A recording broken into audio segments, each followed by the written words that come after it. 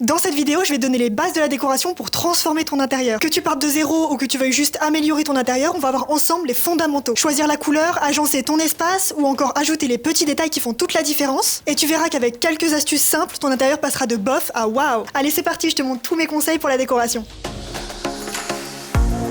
Les fondamentaux de la décoration. Avant de se lancer, il faut comprendre quelques règles de base. D'abord, il faut trouver son style. Est-ce que vous êtes plutôt minimaliste, industriel, vintage? Tu peux trouver ton style un peu partout, que ce soit dans les magazines, sur Pinterest ou encore notre compte. Voici un quiz qui va t'aider à définir ton style. Il faut choisir une lettre par question. Quand tu rentres dans une pièce, tu veux ressentir A. de la chaleur et du confort, B. un esprit moderne et épuré, C. une ambiance vintage avec des meubles chinés, D. une touche d'élégance et de sophistication. Quel matériau te plaît le plus? A. le bois clair et le lin, B. le métal et le béton, C. le rotin et le velours, D. le marbre et le laiton. Quelle palette de couleurs t'attire le plus? A. des tons naturels et apaisants, B. noir, blanc et quelques touches d'industriel, C. des couleurs terreuses et naturelles comme le terracotta et le vert olive, D. les teintes profondes et luxueuses comme le bleu nuit, le bordeaux et le doré. Si tu as choisi une majorité de A, ton style est plutôt scandinave et bohème. Si tu as choisi surtout des B, tu es team industriel et minimaliste. Si tu as beaucoup de C, alors ton intérieur serait parfait en style vintage ou bohème chic. Si tu as coché plein de D, le style art déco ou classique chic serait parfait pour toi. Dis-moi en commentaire quel style te correspond le plus. Je vous conseille vivement de faire un moodboard, ça permet de bien mettre à plat toutes ces idées et toutes ces couleurs avec les matières et même des meubles également. Et puis ça permettra aussi de voir si tout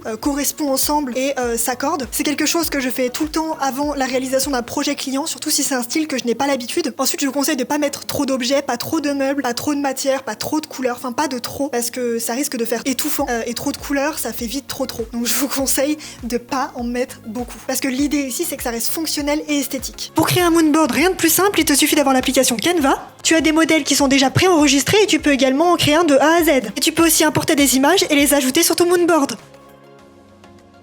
Ensuite, il faut savoir maîtriser les couleurs et les textures. Les couleurs jouent un rôle clé dans la décoration. On choisit une couleur principale, une couleur secondaire et une couleur d'accent pour dynamiser l'ensemble. Et pour éviter une déco fade, mixer les textures. Associer le bois, le velours, le lin, ça donne du relief et de la personnalité à ton espace. Optimiser l'agencement des pièces. L'agencement, c'est tout un art. On commence toujours par définir les zones de circulation. Il faut pouvoir se déplacer facilement. Un canapé mal placé ou une table trop grande, et c'est la galère. Quelques petites astuces pour agrandir visuellement l'espace. Utilise des miroirs, des meubles suspendus et des couleurs claires. Les miroirs, c'est vraiment un cheat code dans la décoration, ça te permet d'agrandir un espace, de donner de la profondeur et ajouter de la lumière. Ensuite, les accessoires et les finitions. Un intérieur, c'est un peu comme une tenue, ce sont les accessoires qui font toute la différence. Un tapis, des coussins bien choisis ou encore des rideaux qui encadrent bien vos fenêtres. Et pour une touche vivante, je vous conseille d'ajouter des plantes. Elles apportent de la fraîcheur et purifient l'air, mais évitez d'en mettre dans votre salle de bain et risquent d'étouffer. Et si t'as pas la main verte comme moi, t'as des plantes très faciles d'entretien comme les cactus. Et voilà, vous avez maintenant toutes les bases pour réaliser votre intérieur. Et n'oublie pas que dans les petits espaces, c'est super bien d'utiliser des meubles multifonctions, comme un canapé qui fait canapé-lit ou encore une table basse qui fait rangement. Et dans les tout petits espaces, vous avez également des tables et des chaises pliantes qui peuvent se ranger très facilement, ou encore un lit mezzanine, c'est hyper pratique que ce soit dans une chambre ou dans un studio pour ajouter des rangements supplémentaires. Dis-moi en commentaire si tu galères à aménager ton intérieur ou si tu n'arrives pas à associer les couleurs. Et bien sûr, pensez à liker, ça permet de nous soutenir dans notre travail. N'oublie pas de t'abonner et d'activer la cloche pour ne pas louper nos prochaines vidéos. Et à très vite pour des astuces déco ou une nouvelle transformation.